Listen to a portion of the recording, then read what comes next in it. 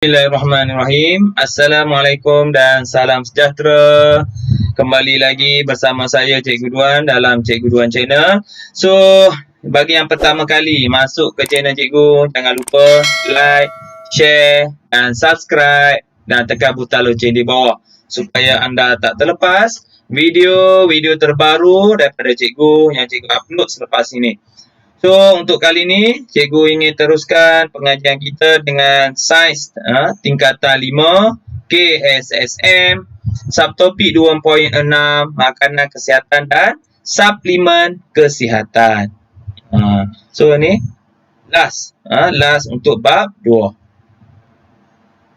Makanan kesihatan merupakan bahan makanan semula jadi yang terkandung dalam gizi normal yang mengekalkan kesihatan dan tidak mempunyai bahan kimia. So, itu maksudnya makanan kesihatan. Dah ada dah. Makanan contoh buah oren, buah apple, susu. Dah ada dah. Okey, benefit ada ataupun kelebihan dalam makanan yang kita makan tu.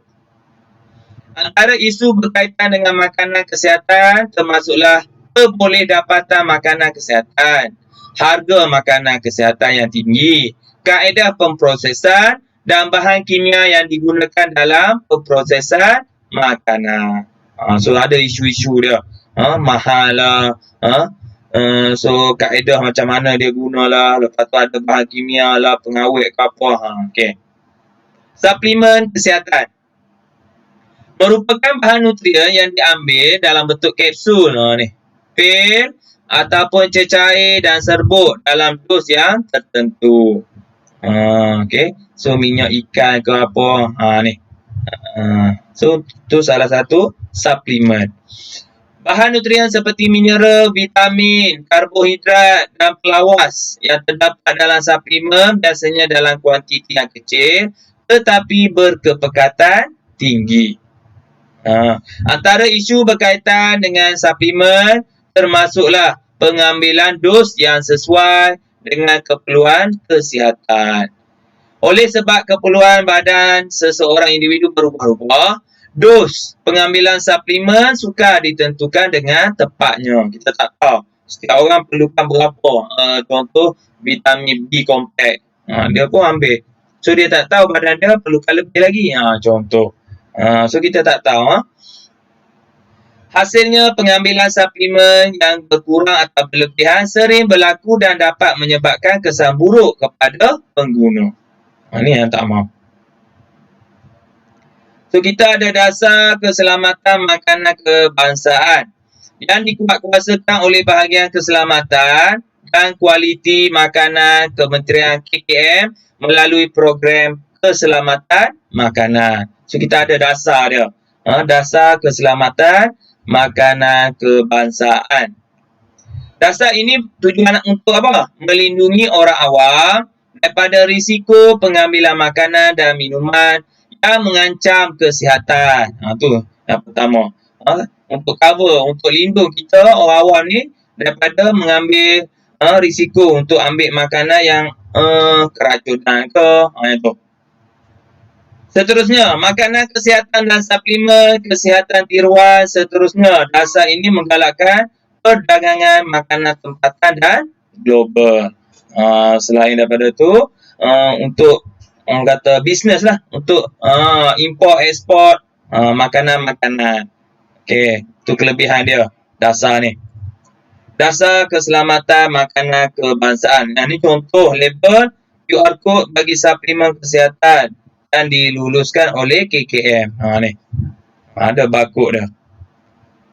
Pihak berkuasa kawalan dana diamanahkan untuk daftar dan mantau suplemen kesihatan dan ubat tradisional sebelum dipasarkan. So bawah apa? PBKD.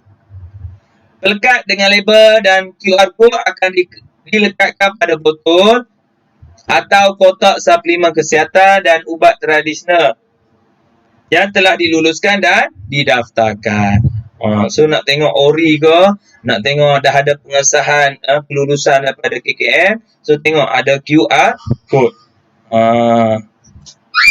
Selain wujudnya label dan kod QR, penekanan juga perlu diberi terhadap usaha meningkatkan kesedaran awam melalui pendidikan kepenggunaan.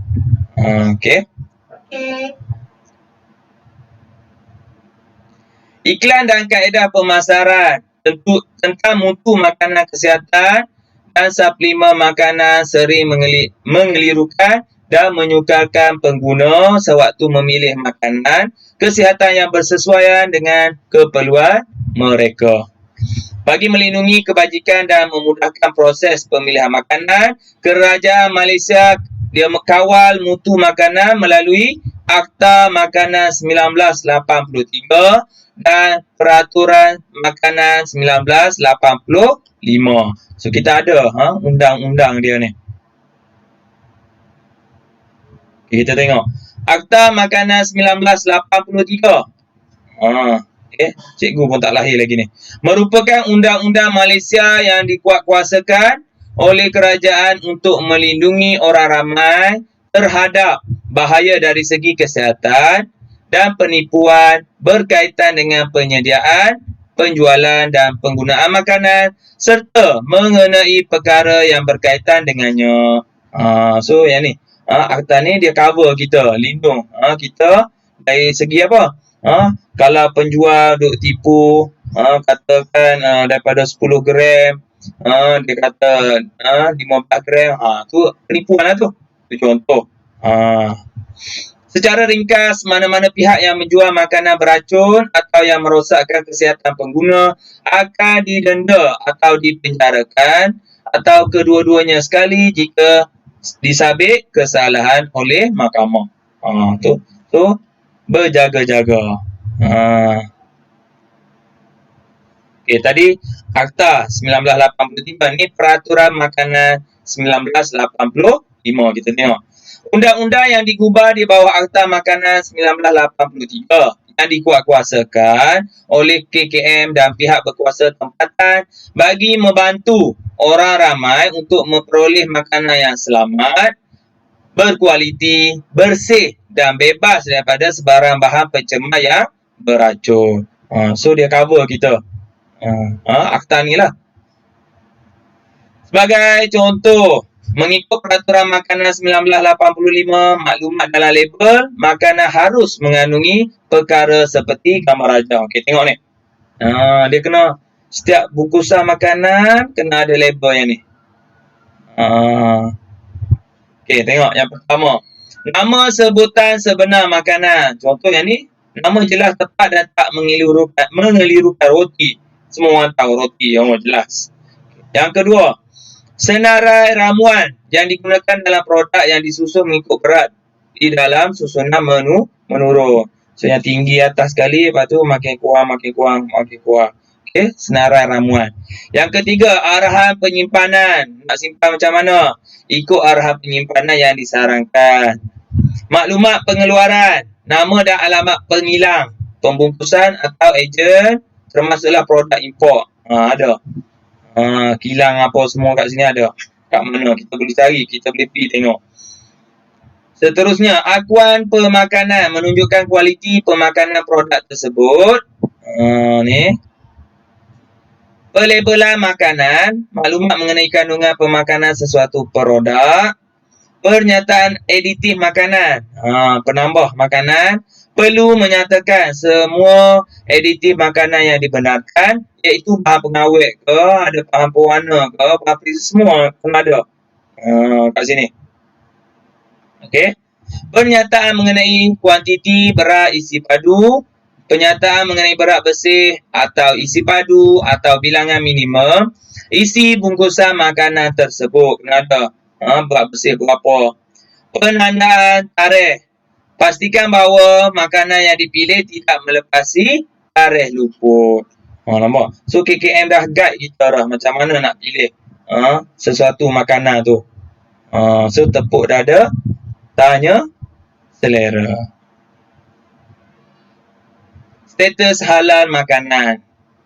Imbas kembali tempat makanan atau produk makanan yang mempamerkan logo halal Malaysia, ingat balik, tempat makan atau produk makanan yang mempamerkan logo halal mengesahkan bahawa makanan di tempat makan atau produk makanan itu adalah halal. Kena ada logo kat kedai tu, halal. Wallahualam. So setakat itu saja perkongsian cikgu untuk kali ini. Kalau anda suka video cikgu, jangan lupa like, share dan subscribe dan tekan butang loceng di bawah. Sehingga berjumpa lagi dalam video akan datang. Wallahualam. Assalamualaikum.